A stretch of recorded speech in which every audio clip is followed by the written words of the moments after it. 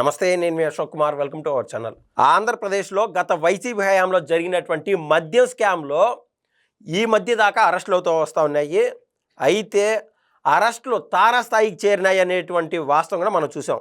ఎందుకంటే sitting MP అయినటువంటి మిథున్ రెడ్డి గారు అరెస్ట్ అయినారు. మాజీ ఎమ్మెల్యే అయినటువంటి చెవిరెడ్డి భాస్కర్ రెడ్డి గారు అరెస్ట్ అయ్యి 100 రోజుల పైచిలకు ఆయన జైల్లో ఉన్నటువంటి దాఖలాలు కూడా మనం చూసాం.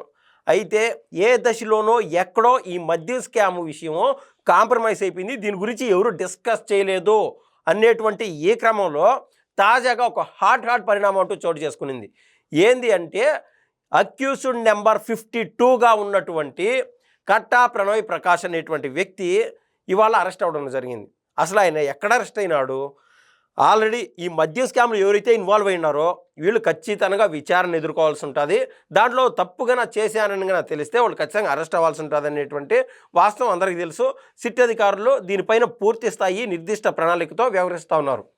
అయితే వీళ్ళు ఇక్కడ ఉన్నటువంటి దోషులు తప్పించుకోకూడదని చెప్పి సాక్షాత్తు మిథున్ రెడ్డి గారి పైన కావచ్చు, చెవిరెడ్డి భాస్కర్ రెడ్డి గారి పైన కావచ్చు, ఇంకా అనేక మంది పైన, కసిరెడ్డి రాజశేఖర రెడ్డి పైన, ఇలా అదేవిధంగా చెవిరెడ్డి భాస్కర్ రెడ్డి ముఖ్య అనుచరుడు అయినటువంటి వెంకటేష్ అనేటువంటి వ్యక్తి పైన, ఇలా అనేక మంది పైన లుకౌట్ నోటీసులు జారీ చేసినారు.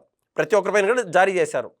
వీళ్ళు ఏ కోవలోనూ ఏ దశలోనూ ఎయిర్పోర్టుల్లో దిశగా కావచ్చు, లేకుండా ఉంటే సీపోర్టుల ద్వారా కావచ్చు, దేశం దాటి వెలుపలికి వెళ్ళేదానికి అవకాశం లేకుండా వాళ్ళని కట్టడి చేయడమే ముఖ్య ఉద్దేశం.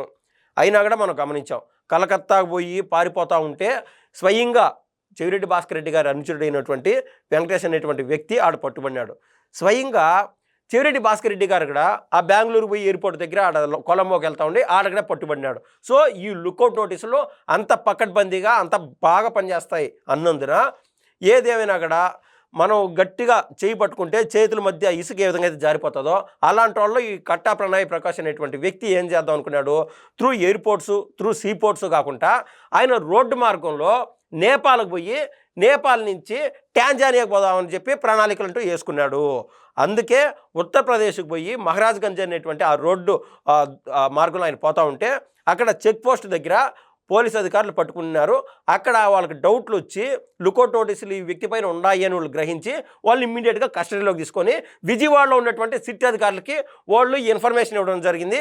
ఏదేమైనా కూడా విజయవాడలో ఉన్నటువంటి సిట్ అధికారులు హుటాహుటిని అక్కడ పోయి వాళ్ళ దగ్గర ట్రాన్సిట్ నోట్ ఇచ్చి మేము మా దగ్గరికి తీసుకెళ్తున్నాం, మా కస్టడీలో అతన్ని పట్టుకురావడం జరిగింది, కట్టా ప్రణయ్ ప్రకాష్ అనేటువంటి వ్యక్తిని. అసలు ఈ కట్టా ప్రణయ్ ప్రకాష్కి ఈ మద్య స్కామ్తో ఏం సంబంధం అనేది ఓ క్వశ్చన్ మార్క్ వేసుకొని చూసుకుంటే, గతంలో ఎలక్షన్స్కు మునుపు తాడేపల్లి ప్యాలెస్ కేంద్రంగా ఎదురుగా ఉన్నటువంటి ల్యాండ్ మార్క్ అపార్ట్మెంట్లో ఫ్లాట్ నెంబర్ 312లో అదొక పెద్ద ఫ్లాటు.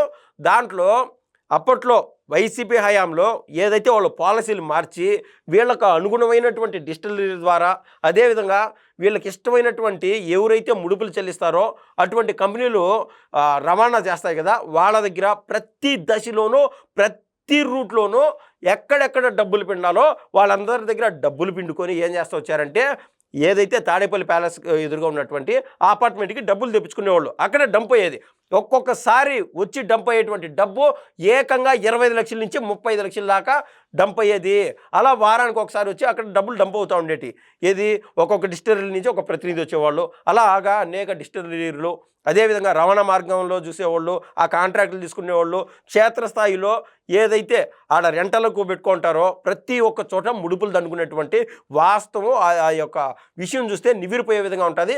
సో వారానికి ఒకసారి మాత్రం వాళ్ళ పర్మిషను, వాళ్ళంతా డబ్బులు తీసుకొని వచ్చి అక్కడ డంప్ చేసేటువంటి ఆక్రమంలో ఆ యొక్క ఫ్లాట్ నిర్వాహకుడు ఎవరున్నారంటే కేవలం ఈ కట్టా ప్రణయ్ ప్రకాషే. ఎంత డబ్బులు వచ్చినాయి ఈ ఒక్క వారంలో సారు, 5 కోట్ల రూపాయలు డబ్బులు వచ్చాయి సారు అని చెప్పి ఈ కట్టా ప్రణయ్ ప్రకాష్ అనేటువంటి వ్యక్తి స్వయంగా కసిరెడ్డి రాజశేఖర రెడ్డితో పాటు అదేవిధంగా చెవిరెడ్డి భాస్కర్ రెడ్డి గారికి ఈయన చెప్తా వచ్చేవాళ్ళు. దాన్ని లిఖితపూర్వకంగా ఏదైతే వాళ్ళు ఆ ఫోన్లోనూ ప్రతి డేటా కూడా ఇంబెడ్ చేసి పెద్ద బాస్ ఎవరైతే ఉన్నారో ఆ పెద్ద బాసుకు చేరవేసేవాళ్ళు. ఏదేమైనా కూడా డంప్ అయినటువంటి ఆ డబ్బులన్నీ 2024 ఎలక్షన్స్లో గట్టిగా వాడేశారు. ఆ క్రమంలోనే గతంలో తుడా వెహికల్స్ కూడా వాడి ఒక చోట 8 కోట్ల పైచులకు పోలీసు వారికి పట్టుబడితే ఎవరిదిరా ఈ డబ్బులు అని అడిగితే సమాధానం చెప్పడానికి ఎవరు రాలా. కానీ ఆడగడ మిగిలిపోయినటువంటి క్వశ్చన్ ఏది, తుడా వెహికల్స్లో ఎందుకు ట్రాన్స్ఫర్ చేయాల్సి వచ్చింది, ఇలా ప్రతి దశలోనూ సిట్ అధికారులు దీంట్లో ఎవరున్నారు, దీని మూలాలు ఎవరు అని చెప్పి వాళ్ళు ఒక్కొక్క తప్పు ఎవరైతే తప్పులు చేశారో వాళ్ళని వెలికి తీసేటువంటి ప్రయత్నం చేస్తూ వస్తున్నారు.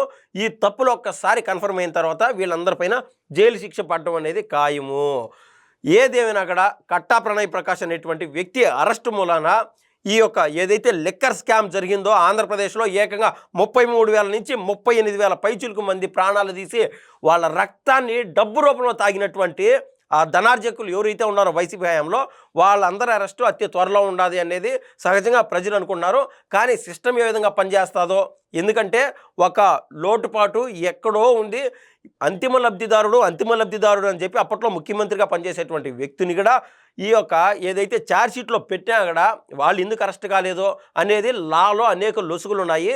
ఒక్కసారి ఇటువంటి అరెస్టులన్నీ అయిపోయిన తర్వాత ఫైనల్ ఛార్జ్ షీట్ వేసి తద్వారా అంతిమ లబ్ధిదారుని కూడా ఈ కేసులో అరెస్ట్ చేసేటువంటి అవకాశం ఖచ్చితంగా ఉందని చెప్పి కొంతమంది న్యాయ నిపుణులు అయితే ఇప్పటికీ అభిప్రాయపడుతున్నారనేటువంటి మాట వాస్తవం. ఈ విషయంపై మీ అభిప్రాయం తెలుపుతారని కోరుకున్నా. ధన్యవాదాలండి.